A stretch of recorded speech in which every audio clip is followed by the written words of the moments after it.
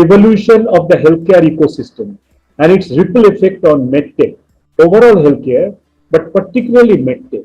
So, what is your view, Shravan? What do you think? Your comments.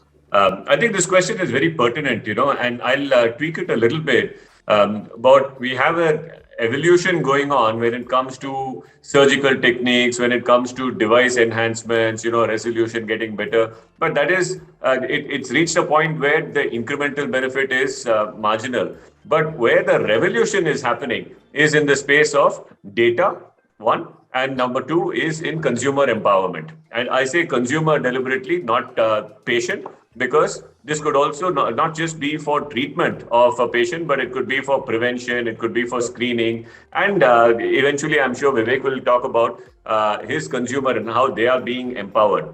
So, based on what we're seeing now, there's a huge amount of data that are going to be made available to the healthcare system that are coming from patients, whether it's through wearables or whether it's through other EMRs and the like. We're going to be seeing a lot of data. So the ripple effect that we are going to see, or we are already starting to see, Anjanda, is in a couple of areas.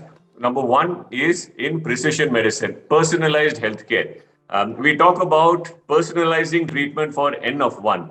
But the paradox is, in order to get that personalization of healthcare, we need data from an entire population. So you'll see these paradoxes going hand in hand: population medicine and data studies, as well as precision medicine and personalization of healthcare. The other piece, as I said, is patient is now an empowered and knowledgeable customer and consumer, and that is also a result of all the data that are being made available.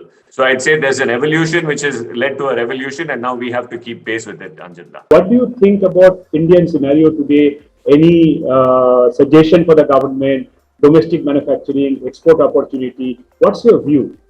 I think we really need to understand the value of the overall ecosystem. I think there's also a bit of a fallacy. People seem to believe that labor cost advantage or labor cost arbitrage is going to make a huge difference. That's not sustainable in the long run. And with so many other countries implementing protectionist measures, we have to have a much larger value proposition than just cost. And we've seen that. The point that you made, Anjanta, PLI, the production linked incentive, that is helping, it is encouraging us. But we need to understand that the local market first needs to sustain our manufacturing before we think about exporting. Of course, it goes hand in hand.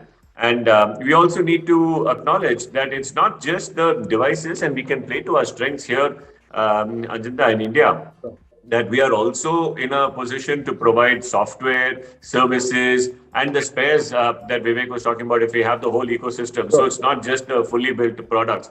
So overall, we need to do this, and we need to have a very strong sense of developing intellectual property here. And that will create sort of that entry opportunity to really make it big in manufacturing.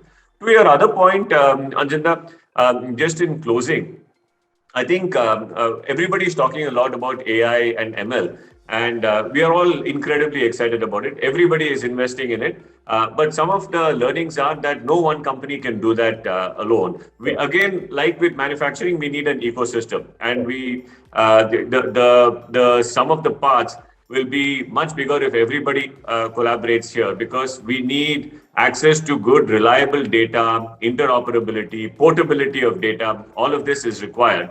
And we also need to understand that AI is not an overnight solution to everything. I was at another conference recently where I heard someone speaking about the self-driving car.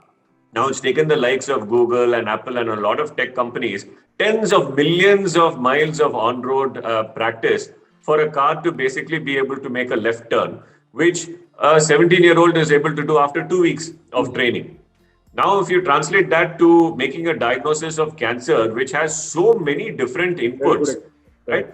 AI might be able to solve one portion, but if you add another layer, it becomes exponentially difficult. It's not incrementally more challenging. AI is here. It's here to stay. It's going to grow, but we must temper our expectations on how we can really utilize it. I'll just leave you with one note on a lighter vein.